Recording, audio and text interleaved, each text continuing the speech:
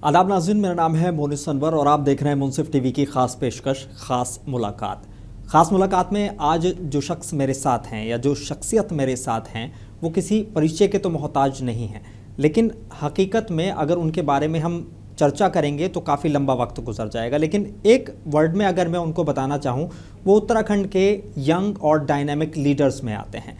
उत्तराखंड वक्फ board के chairman हैं और न सिर्फ वक्फ बोर्ड के चेयरमैन हैं बल्कि एक मुस्लिम कम्युनिटी को इस टाइम वो एक बड़े लीडर में से माने जा रहे हैं उत्तराखंड के। उत्तराखंड में इस वक्त काफ़ी सारी चीज़ें चल रही हैं और उनसे आज की मुलाकात उन्हीं सारी मुद्दों को लेकर होने वाली है। उत्तराखंड में एक नया प्रोजेक्ट आया है जिसको कह रहे हैं कि मॉडर्न मदरसा प्रोजेक्ट। पूरे हिंदुस्तान में अगर आप देखें या उत्तर प्रदेश में देखें या कई जगह देखें, कई जगह मदरसे बंद किए जा रहे हैं, कई जगह मदरसों पर अलग तरह से कार्रवाई की जा रही है, कुछ लीगल बताकर बंद किए जा रहे हैं। सेम प्रोसेस उत्तराखंड में चल रहा है। लेकिन हमारे साथ आज गेस्ट मौजूद हैं, जो मेहमान मौजूद हैं, वो मॉडर्न मदरसा का प्रोजेक्ट लेकर आए हैं जिसके लिए उनकी खूब चर्चाएँ हो रही हैं और वो अक्सर चर्चा में अपने बयानों को लेकर भी रहते हैं। आज हमारे साथ हैं शादाब शम्स, उत्तराखंड वक्फ बोर्ड के चेयरमैन हैं और हमारे साथ आज मुंसिफ टीवी के स्टूडियो में मौजूद हैं। आपका बहुत बहुत इस्तकबाल है शादाब साहब। मैंने अपने इंट्रो में जो मदरसा मॉडर्न मदरसे के एक प्रोजेक्ट की बात की। आजकल उत्तराखंड में बड़ी चर्चा हो रही है इस प्रोजेक्ट को लेकर और उस प्रोजेक्ट के पीछे का जो नाम है, जो पीछे का जो चेहरा है, वो शादाब शम्स है।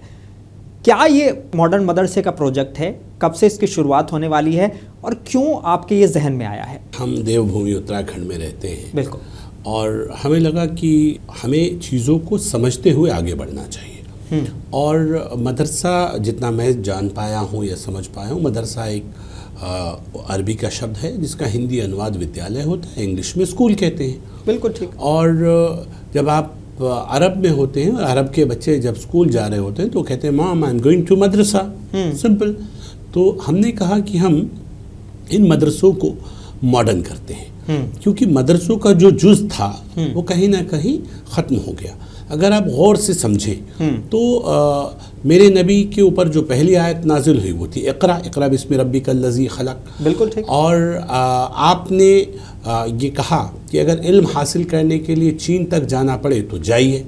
और इसका जीता जागता उदाहरण ये है कि मुसलमानों को एजुकेशन के प्रति कितना संजीदा होना चाहिए, इसका जीता जागता सबूत है कि जहाँ मेरे नबी जिस घर में पैदा हुए, जो हरम में है, मक्का में है, वहाँ आज भी उनके नाम से लाइब्रेरी है। और उस लाइब्रेरी, वो आज लाइब्रेरी ये चीख चीख के दुहाई दे रही है कि पढ़ो पढ़ो और इल्म हासिल करो, क्योंकि बिना इल्म के, बिना नॉलेज के आप अंधे हैं, आप बहरे हैं, आप गूंगे हैं।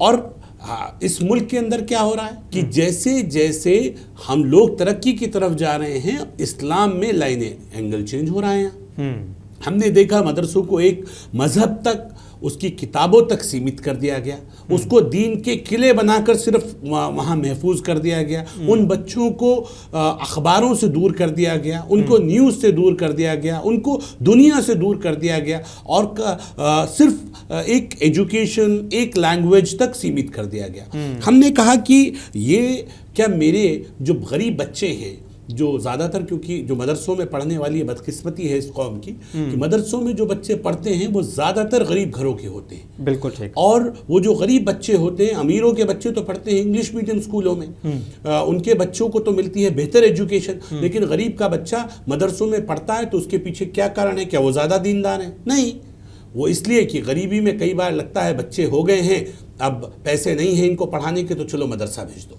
हाँ। कम से कम 2 वक्त का खाना मिल जाएगा और खाने के साथ साथ वो इल्म भी हासिल कर लेंगे। बिल्कुल ठीक। लेकिन होता क्या है कि जब उनको एक लैंग्वेज तक, एक कुरान तक महदूद कर दिया जाता है तो उनका फ्यूचर आगे का ख़त्म हो जाता है। अब जो बच्चा मदरसों से पढ़ के हाफिज़ कुरान बना, कारी बना, फिर 5 साल का मौलवी किया, फिर 5 साल मुफ्ती किया, और पढ़ने के बाद 14 साल की पढ़ाई के बाद जब उसका पासपोर्ट बनता है तो उसके ऊपर लिखा जाता है अनपढ़, कि आपकी डिग्री की कोई वैल्यू नहीं। ये मेरे बच्चों के साथ जुल्म क्यों हो रहा है? क्या वो इस देश के बच्चे नहीं हैं?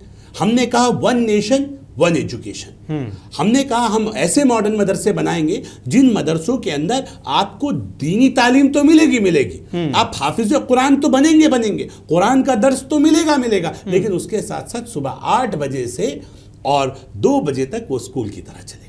वहाँ इंग्लिश मीडियम के पैटर्न पे हम उस बच्चे को एनसीईआरटी का सिलेबस, उत्तराखंड का जो सिलेबस है वो पढ़ाएंगे, और उस बच्चे को जब वो उत्तराखंड का सिलेबस पढ़ेगा, वो 1, 1st, 2nd, 3rd, 4th, 5th, 8th, 10th, 12th करके जब वो निकलेगा तो वो हाफिज कुरान बनकर 12th करके अपनी निकलेगा, और उसके पास अब आगे ऑप्शन होंगे। वो इंजीनियरिंग करना चाहता है, वो क्लैरिकल में जाना चाहता है, वो पीएचडी करना चाहता है, वो डॉक्टर बनना चाहता है, कौन सी स्ट्रीम में जाना चाहता है, उसके पास खुला आसमान होगा। या वो चाहे तो वो दीनी तालीम में भी आगे बढ़ना चाहे तो उसके पास रास्ता होगा। ब्लॉक नहीं करेंगे, ये नहीं चलेगा कि हाफिज कुरान बन गया, मौलवी बन गया, अब उसके पास क्या ऑप्शन है, वो मदरसा खोलेगा या मस्जिद में इमामत करेगा, इसके अलावा उसके पास आपने ऑप्शन बंद कर दिए।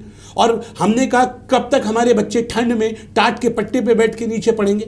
मेरा बच्चा भी बेहतर क्लास में मॉडर्न फर्नीचर के ऊपर बैठेगा, मेरे बच्चे को भी मॉडर्न क्लासरूम मिलेंगे, उस गरीब के बच्चे को भी बेहतर ड्रेस मिलेगी, और बेहतर ड्रेस के साथ बेहतर एजुकेशन मिलेगी। इसलिए हमने मॉडर्न मदरसों का कॉन्सेप्ट लेके आए। मॉडर्न मदरसों के रूम मॉडर्न होंगे, एजुकेशन मॉडर्न होगी, और इसलिए हमने कहा कि ये स्मार्ट बोर्ड पे पढ़ेंगे। वो जो एलईडी स्क्रीन होगी वो इंटरनेट से जुड़ी होगी, आप जो पूछेंगे वहाँ ग्रोक उसका जवाब देगा। आप जो कुरान की आयत के जो तर्जुमे होंगे, जब आप पढ़ेंगे बिस्मिल्लाहिर्रहमानिर्रहीम, तो शुरू अल्लाह के नाम से जो निहायत रहम वाला है, और उसका in the name of Allah the most beneficent and merciful, तो सब कुछ समझ में आएगा ना। जब आप अशहदु अल्ला इलाहा इल्लल्लाह कहेंगे तो उसका हिंदी और अरबिक दोनों तर्जुमा आएगा। मेरे बच्चे अरबिक स्पीकिंग होंगे। अब हमारी पूरी ज़िंदगी गुजर गई नमाज पढ़ते पढ़ते, हमें अभी बड़ी आवाम जो मुसलमानों की है उनसे पूछ लीजिए ज़रा सुभान रब्बी अल अज़ीम का मतलब बता दीजिए, सुभान रब्बी अल आला का मतलब बता दीजिए, तो पता नहीं। अत्तहियात कब नाजिल हुआ, क्यों पढ़ा जाता है, मतलब बता दीजिए, तो पता नहीं। इसलिए कि हमने कभी उसके ऊपर मेहनत नहीं की, और ये जो मदारिस हैं ये सिर्फ चंदों तक सीमित हो गए। और हमारा मानना है कि आवाम पैसा दे रही है, बहुत ईमानदारी से चंदा दे रही है, तो उसका सही यूटिलाइजेशन हो जाए। और वक्फ बोर्ड के पास पैसे भी हैं, तो हमने कहा कि वक्फ बोर्ड के पैसों को बच्चों की एजुकेशन पे लगाया जाए। और मैं लखनऊ घूम रहा था, अचानक घूमते घूमते एक शेर बन गया, हमसे अपने हुए हैं दूर, चलो यूं कर लें, आओ इस कौम के बच्चों को पढ़ाया जाए।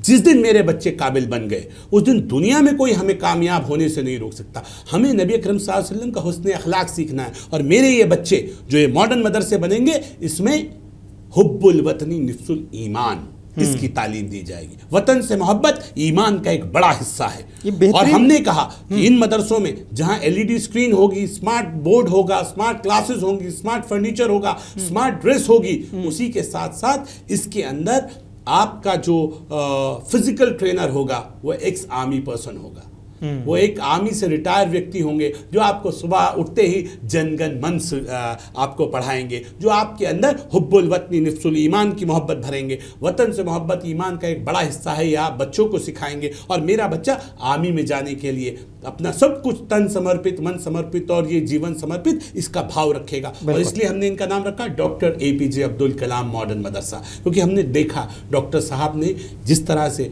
डॉक्टर APJ अब्दुल कलाम की वजह से हम एक बड़ी मिसाइल पावर बने, आज हम परमाणु शक्ति हैं, तो उस विचार को लेकर मेरा बच्चा आगे बढ़ेगा। और हम ये कहते हैं मेरा बच्चा वहाँ संस्कृत भी पढ़ेगा, अरबी भी सीखेगा और एक काबिल इंसान बनेगा। बेहतरीन प्रोजेक्ट है, यकीनन बेहतरीन प्रोजेक्ट है। आपने डॉक्टर APJ अब्दुल कलाम का जिक्र करा, आज बीजेपी की तरफ से भी इसी तरह का एक प्रोग्राम किया गया, और इस प्रोग्राम में जो है 24 जो अल्पसंख्यक नौजवान हैं उनको जो है स्टार्टअप के लिए अवार्ड्स दिए गए।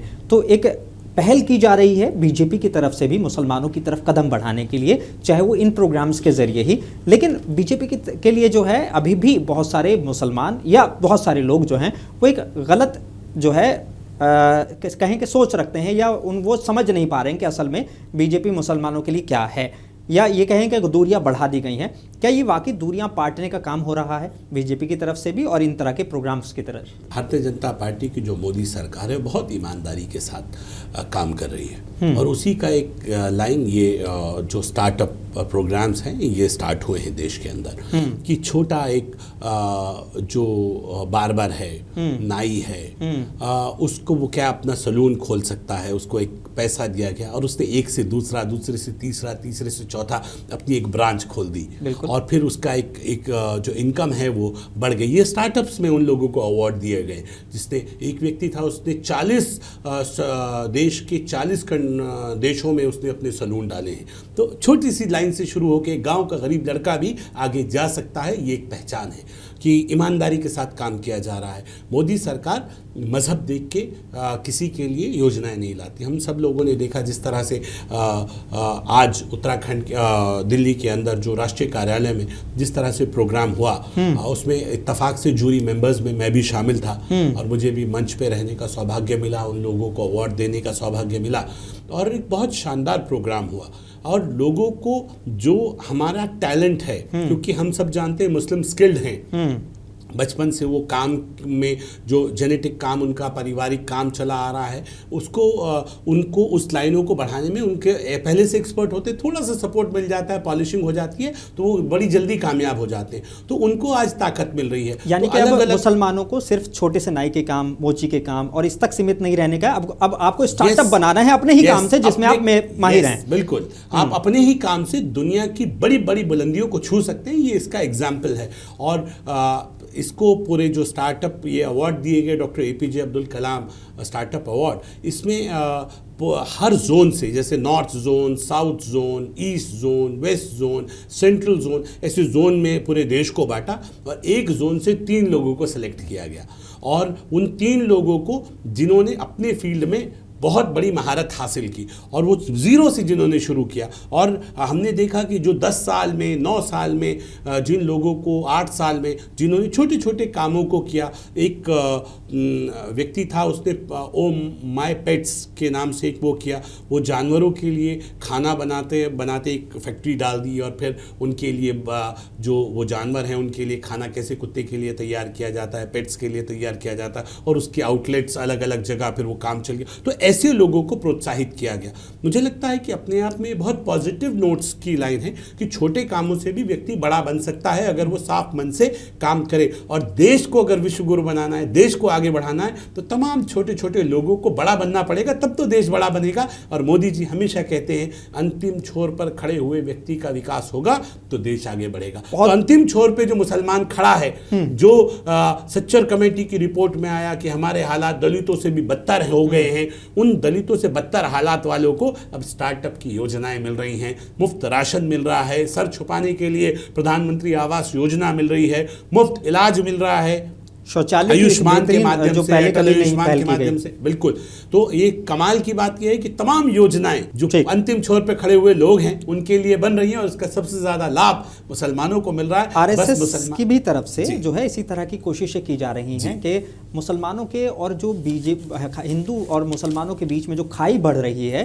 उसको कैसे पाटा जाए, आरएसएस भी अब इस कोशिश में लग रही है। और न सिर्फ मीडिया के लोगों के साथ और बुद्धिजीवियों के साथ जो है आरएसएस की मीटिंग हो रही है। क्या ये वाकई एक पॉजिटिव नोट पे इस पहल को लेना चाहिए और वाकई जब एक तरफ से पहल हो रही है तो दूसरे पक्ष को भी थोड़ा आगे बढ़ना चाहिए? बिल्कुल, देखिए हमेशा ताली कभी एक हाथ से नहीं बजती, सही, दोनों पक्षों को आगे आना चाहिए। और हम हमेशा ये कहते हैं कि संघ से हमें सीखना चाहिए। देखिए इस देश के अंदर जातिवादी व्यवस्था कितनी खतरनाक थी। हाँ। कोई किसी के हाथ का पानी नहीं पीता था, छूत अछूत था, छोटी बड़ी जातियां थी, लेकिन संघ ने इन तमाम नेक्सस को तोड़ा।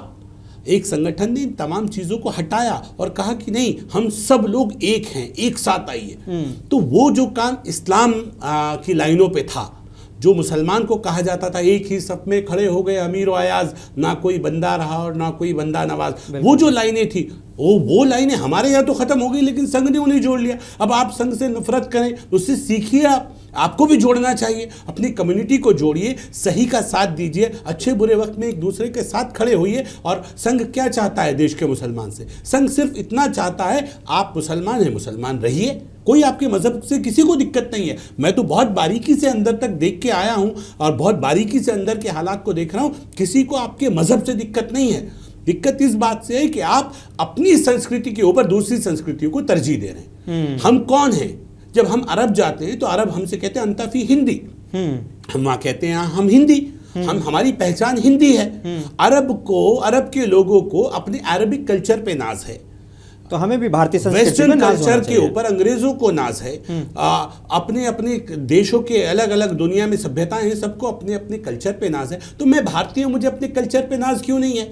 मैं हमारे बड़ों ने अपना मजहब बदल दिया इस मुल्क में, हमने खुदा को मानने का तरीका बदल दिया, हम अशहदु अल्ला इलाहा इल्लल्लाह के मानने वाले हो गए, एक नबी एक कुरान के मानने वाले हो गए, अपने सहाबाओं के मानने वाले हो गए। तो हमारे लिए तो अच्छी लाइन थी कि हम अपनी संस्कृति पर चलते हुए अपने खुदा को और अपने इस्लाम को माने। लेकिन दिक्कत ये हो गई कि आप कर क्या रहे हैं? आप यहाँ उस मजहब का वैश्वीकरण कर रहे हैं, यानी कि मुसलमान को अरबी बनाने की कोशिश कर रहे हैं। जैसे एग्जाम्पल के तौर पे एक इस मुल्क के अंदर जुलाहा है, जुलाहा अंसार कैसे हो गया? अरब का कबीला है अंसार यहाँ नहीं आए, हम वहां नहीं गए, तो जुलाहा अंसार कैसे हो गया? तेली मलिक हो गया, कैसे हो गया? मलिक यहाँ नहीं आए, यहाँ से वहां नहीं गए, हजरत अबू बकर सिद्दीक से सिद्दीक आए, सिद्दीक आजम यहाँ नहीं आए, यहाँ के सिद्दीकी वहां नहीं गए, कैसे हो गया? जो लोहार है वो मुल्तानी बताया जा रहा है उसे, भाई वो यहाँ का लोहार है, यहाँ का जुलाहा है, यहाँ का तेली है। कोई अपनी जाति को कुरैश लिख रहा है, भाई हमारे यहाँ का कसाई वो यहाँ का कसाई है, वो कुरैश कैसे हो गया? कुरैश कबीला मोहम्मद साहब का कबीला, वो यहाँ नहीं आया, आप वहाँ नहीं गए। तो इन जातियों के ऊपर वो अरबी नाम थोप कर उनको बदलने की कोशिश की जा रही है। हमारा मानना है आप जो हैं या तो वो लिखिए, नहीं तो इस्लामिक कल्चर है, इस्लामिक सिस्टम है। अगर कोई मान लीजिए मैं एक जुलाहा हूं, तो मैं अपने आप को जुलाहा लिखूं, मैं तेली हूं तेली लिखूं। और अगर आप जातिवाद से बाहर आना चाहते हैं तो जो इस्लामिक सिस्टम है वो लिखिए कि मेरा नाम शादाब है, मेरे वालिद का नाम शम्स है, तो हमने कहा शादाब शम्स, वकार यूनुस, आकिब जावेद, वसीम अकरम, ये तरीका है। अब आप यहां लिख रहे हैं कुछ और, यहां बता रहे हैं हम फला खान हैं, खान तो मंगोल से आए, यहां कहां से खान आ गए? तो ये जो कुछ तुष्टीकरण की राजनीति के चलते बार बार एक आम मुसलमान को मुगलों से जोड़ दिया जाता है, अरबों से जोड़ दिया जाता है। नहीं भाई, हमारी पहचान को हमारी पहचान रहने दो, यानी कि जो आप हैं बस उतना तक सीमित रहो, वैश्वीकरण करने की कोई जरूरत नहीं है। आबे रूदे गंगा वो दिन है याद तुझको, जब उतरा तेरे किनारे वो कारवां हमारा, मजहब नहीं सिखाता आपस में बैर रखना, हिंदी है हम वतन है हिंदुस्तान हमारा। यूनान मिस्र रोमो सब मिट गए जहां से, अब तक मगर है बाकी नामो निशा हमारा। कुछ बात है कि हस्ती मिटती नहीं हमारी, सदियों रहा है दुश्मन दौरे जमा हमारा। जमाना दुश्मन रहा, लेकिन हमारे कल्चर में, हमारी परंपराओं में, हमारी सभ्यताओं में कुछ बात तो अलग है। और हमारी परंपरा, हमारी सभ्यता क्या है? आप ये देख सकते हैं कि दुनिया में आप अरब जाते हैं, मैं अरब के कल्चर को, ठीक है अच्छा कल्चर है, हम उसे कहीं ना कहीं फॉलो भी करते हैं, मेरे नबी का कल्चर है, लेकिन क्या वहाँ के कल्चर में बहू अपने ससुर की खिदमत करती है? नहीं, वहाँ तो पर्दा है। क्या वो अपने देवरों की खिदमत कर सकती है? नहीं, वहाँ पर्दा है, देवर से पर्दा है, जेठ जी से पर्दा है। लेकिन मेरे यहाँ छोटे देवरों को भाई की तरह भाभी समझती है, मेरे यहाँ ससुर को अपने पिता की तरह बहू समझती है। तो वो जो कॉम्बिनेशन है, जो एक परिवार का जो निचोड़ है कि आप इस्लाम में रहते हुए अपनी कल्चर के साथ फॉलो करें तो आप और खूबसूरत मुसलमान बन जाते हैं। और मैं कहता हूँ अगर मुसलमान हिंदुस्तान के कल्चर को मानते हुए इस्लाम पे चले तो वो एक शानदार किरदार वाला मुसलमान बनेगा और पूरी दुनिया उसे आत्मसात करेगी। और मुझे लगता है कि अगर हिंदुस्तान का मुसलमान वो किरदार पैदा कर दे और ऐसे ही हिंदुस्तान का सिख वो किरदार पैदा कर दे, हिंदुस्तान का क्रिश्चियन ऐसा क्रिश्चियन बन जाए कि दुनिया का क्रिश्चियन उसे आत्मसात करे, तब हम विश्व गुरु बने। आप क्योंकि वक्फ बोर्ड के चेयरमैन हैं, नया वक्फ अमेंडमेंट बिल आया है, ठीक है, अब इस पर जो है बहुत सारी चीज़ें जो हैं लोगों को गलतफहमियां भी डाल रही हैं और बहुत सारे जो हैं इसको या तो समझना नहीं चाहते या समझ नहीं पा रहे, ठीक।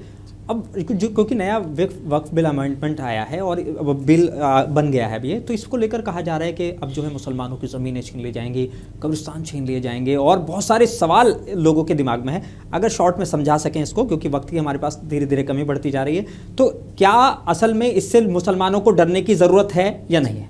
देखिए, ये डर का खेल चल रहा है। बिल्कुल आपने कहा डरने की ज़रूरत है कि नहीं, बिल्कुल डरने की ज़रूरत नहीं है। ये डर का एक खेल है। मुसलमानों के पास है क्या मोनिस भाई जो चला जाएगा?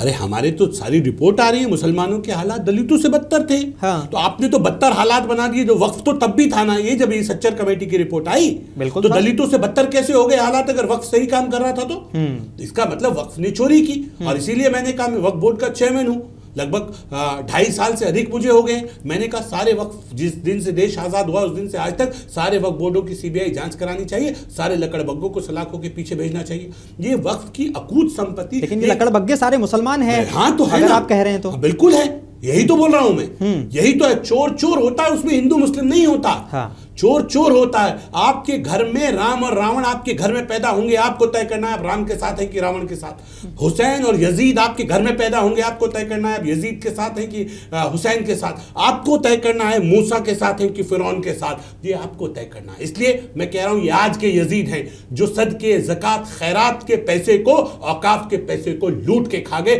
सारे अमीर मुसलमानों के पास ये औकाफ की मालो दौलत और गरीब के हाथ में भीख का कटोरा, उसके पास इतने पैसे नहीं है कि वो अपनी ठेली पे सब्जियां लगा सके। और हिसाब आ रहा है कि अरबों खरबों रुपए की संपत्ति वक्फ की है। भाई इसका मजा कौन ले रहा है फिर? चंद मुसलमान। तो आज सरकार आई, सरकार ने कहा अमेंडमेंट करो, ये गरीब का हक गरीब को मिले और उसका हक है। क्या इस जमीन के ऊपर जो बेघर मुसलमान उन्हें घर नहीं मिलने चाहिए?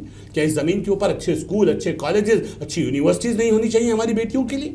लेकिन क्या बनी? नहीं बनी। कोई अच्छे हॉस्पिटल बने? सवाल है नहीं बने। क्या अब ये आने के बाद ये सारी चीजें हो पाएंगी? बिल्कुल होंगी। इसके लिए किया गया है, बिल्कुल होंगी, नियत साफ है, किया गया। नियत साफ है, नियत बिल्कुल साफ है। अगर नियत खराब होती, आप बताइए ना किसके नियत पे? क्या सदके, ज़कात, खैरात के माल पे मोदी सरकार नियत रखेगी? किस पे नियत रखे? और वो है कहां? वो तो किसके पास है वो प्रॉपर्टी? जरा मुझे बता तो दीजिए। कि एक प्रॉपर्टी जो ये कह रहे हैं कि हमसे छीन लिया, वो किसके पास है प्रॉपर्टी जो छीन ली जाएगी? वो किसी के पास तो होगी। किसके पास है? उसके मुतवल्ली कौन है? ज्यादातर मुसलमान है। कौन से मुसलमान? वो जो बयान दे रहे हैं, सबसे ज्यादा जो विरोध कर रहे हैं वही तो वक्फ माफिया के साथ मिले हैं। वक्फ माफिया हैं, वक्फ बेनिफिशियरी हैं और सबसे ज्यादा विरोध करने वाले वही हैं। इस देश के अंदर 9 लाख औकाफ हैं। 9 लाख औकाफ में अगर एक औकाफ में 10 लोगों की टीम है तो कितने लोग हो गए? तो इतने लोग तो विरोध करेंगे। मलाई जो काटी है, मलाई जो खाई है, इसलिए परेशानी हो रही है, इसलिए विरोध हो रहा है। हम ये कह रहे हैं कि हमारी आज तक देश की आज़ादी से लेकर अब तक वक्फ कांग्रेस के पास या उनके सहयोगियों के पास राज्य इतने विरोध कर रहे हैं। हम ये कह रहे हैं अगर इस वक्फ में आपने बहुत अच्छा किया, आज मोदी सरकार आके कुछ गलत कर रही है, वो अच्छा ही बताइए। तो को मैं बता रहा हूँ, वो वक्त को डिसाइड करने दीजिए। अगर हम अच्छा करेंगे तो हमें ताली मिले, हम गलत करें तो हमें गाली मिले। हम ये कह रहे हैं आपको मिला ना 70-75 साल आज तक आप ही के पास वक्फ रहा ना, आप ही की कंडीशन पे चला, जिसे आप अच्छा एक्ट बताते हैं। मैं उसका अध्यक्ष हूं, पता है क्या है एक्ट? अगर मेरी जमीन पे कोई कब्जा कर रहा है मैं उसे खाली नहीं करा सकता। मुझे धारा 54 करनी पड़ेगी, वकील करना पड़ेगा, वकील केस लड़ेगा। मजाक बना दिया भाई, एडमिनिस्ट्रेटिव पावर ही नहीं है। सरकारों के साथ मिलकर आप रहेंगे नहीं तो ये तो लूट का अड्डा बना दिया आपने। सेटिंग गेटिंग करते रहो, लूटते रहो, यानी वो सेटिंग खत्म हो रही है, इसकी वजह से ये सारी बिल्कुल, इसीलिए परेशान हो रहे हैं। चिंता मत कीजिए, आने वाला वक्त बहुत बेहतर होगा इंशाल्लाह, मुझे उम्मीद है। कलिया शरीफ का उर्स आने वाला है, इसको लेकर क्या तैयारियां की जा रही हैं और क्या क्या अब प्लानिंग है? कुछ पहले से जो चीज़ें चलती आ रही थी उसको चेंज करने का इरादा है, कुछ और बढ़ोतरी करने का इरादा है? देखिए, जब से हमारे पास जिम्मेदारी आई है, हम जब उर्स आने वाला है, हम कलियर के मेले की शुरुआत एक सर्वधर्म संभाव के कार्यक्रम से करते हैं, जिसमें राष्ट्रगान से शुरू होता है और उसमें धर्माचार्य, हिंदू, मुस्लिम, सिख, ईसाई तमाम लोगों को हम बुलाते हैं, सब तमाम धर्म गुरुओं को। और वहाँ एक मंच हम सजाने लगे हैं जिसमें सूफिज़्म के ऊपर जोर दिया गया है, कव्वालियाँ होती हैं। फिर वहीं पर जो हमारा मुशायरा होता है, फिर वहीं पर कुरान के बारे में, उसकी तालीम के बारे में बयान होते हैं। जो आदमी वहाँ गया है तो वहाँ से कुछ लेके जाए, वापस खाली घूमने के माध्यम से ना जाए। तो उस तमाम चीज़ों के, क्योंकि मुझे लगता है जो तसव्वुफ़ है, तसव्वुफ की महफिलें अब सजाना शुरू हो गई हैं, अब जिक्र के हल्के लगने शुरू हुए हैं, तो चीज़ों को बेहतर बनाने की दिशा में हम काम कर रहे हैं। वहाँ की इनकम भी बढ़ी है, चीज़ों को कैसे बेहतर से बेहतर किया जा सकता है। आगे हमारी प्लानिंग है कि हम दरगाह की तोसी करने जा रहे हैं, वहाँ इलाके को बहुत खूबसूरत बनाने की तैयारी वक्फ के पास है। वक्फ की इनकम में बढ़ोतरी हो गई है, जो इनकम 3 करोड़ रुपए सालाना की होती थी अब वो 15 से 17 करोड़ रुपए सालाना की पहुँच गई है। ईमानदारी के साथ काम किया जा रहा है, सीसीटीवी कैमरा से पूरी मॉनिटरिंग की जा रही है और अभी हम लोगों ने बहुत सारे नए सीसीटीवी कैमरास लगवाए हैं वहाँ, जिससे जो न्यूसेंस है, जो बदतमीज़ लोग हैं, जो माहौल को ख़राब करते हैं, ऐसे लोगों को टाइट किया जा सके। इससे पहले हमने कई बार देखा है कि कलियर के अंदर लगातार ड्रग्स का, ह्यूमन ट्रैफिकिंग के मामले भी वहाँ आए हैं, उसके ऊपर बहुत काम हम सरकार की तरफ से किया गया है। और जो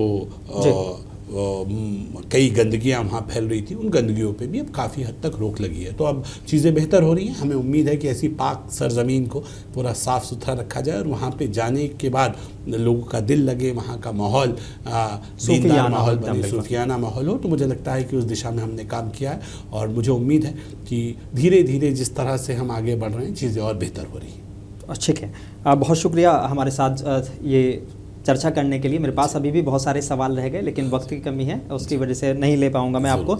लेकिन मैं जाते जाते एक जो छोटा सा आपदा वाला मामला हुआ है, उस पर अगर आप 30 सेकंड कुछ बोलना चाहें, क्योंकि बड़ा दुखद ये हादसा था साहब। बिल्कुल, उसने हमें झंझोड़ दिया है। अभी हमारे यहाँ जिस तरह से उत्तरकाशी में आपदा आई है, तो उसने पूरा हिला दिया है। मासूम बच्चे फंसे थे और बड़ा सरकार ने SDRF, NDRF, आर्मी सब लगे हैं और बहुत लोगों का रेस्क्यू कर लिया गया है। ये अच्छी बात है कि हमें माल का नुकसान, जान का नुकसान कम हुआ है, माल का तो हुआ है। और मुख्यमंत्री ने जितनी मुस्तैदी के साथ वहाँ रहकर जिम्मेदारी उठाई है और वो अपने आप में काबिल तारीफ़ है। लेकिन आप देखिए कि कितनी गंदी राजनीति होती है। इसी बीच में एक नेता हैं समाजवादी पार्टी के ST हसन साहब, उनका बयान आया कि ये अल्लाह की तरफ से आया है। तो मैंने उस पर हमने आपत्ति दर्ज की कि इतना बदतमीज़ी वाला लाइन नहीं आनी चाहिए, क्योंकि इस्लाम मजलूमियत के साथ है। उन बेगुनाहों की क्या गलती, आप इस तरह का बयान दे रहे हैं। और कहीं भी बयान की मजम्मत, बिल्कुल मजम्मत होनी चाहिए, हमने भी मजम्मत की। और इस तरह के बयान से कहीं ना कहीं नफ़रतें बीच में आती हैं और ऐसे लोग अपना राजनीतिक फ़ायदा उठाने के लिए इस तरह का बयान देते हैं। जबकि मैंने काउंटर में उनसे भी पूछा एक डिबेट में, मैंने कहा अगर ये अल्लाह का इंसाफ है तो मुझे ये बता दीजिए, जब हज में लोग मरते हैं तो वो किसका इंसाफ हुआ? बिल्कुल, सीरिया में लोग मर रहे हैं वो किसका इंसाफ? ऐसे नहीं करना चाहिए।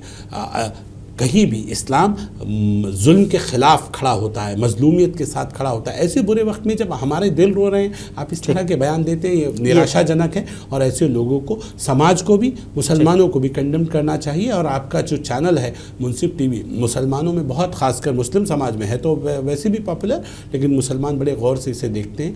मेरा मानना है कि मुसलमानों को नबी अकरम सल्लल्लाहु अलैहि वसल्लम का जो हुस्न अखलाक है उसको पेश करना चाहिए और ऐसे लोगों की खुलेआम मजम्मत करनी चाहिए जो मुल्क को नफ़रतों से बांटने की कोशिश करते हैं। चलिए, बहुत शुक्रिया हमारे साथ जुड़ने के लिए शादाब शम्स साहब, और इस चर्चा में शामिल होने के लिए, ख़ास मुलाकात के लिए हमसे मुंसिफ TV के स्टूडियो में तशरीफ़ लाने के लिए। यकीनन बहुत सारे सवाल और बहुत सारे जवाब अभी भी आपसे चाहते थे, लेकिन वक्त की कमी है, लेकिन आप स्टूडियो तशरीफ़ लाए, बहुत बहुत शुक्रिया। नाज़रीन, मुझे भी दीजिए इजाज़त, एक इस वादे के साथ कि अगली बार फिर किसी शख्सियत के साथ आपको रूबरू कराएंगे। आधा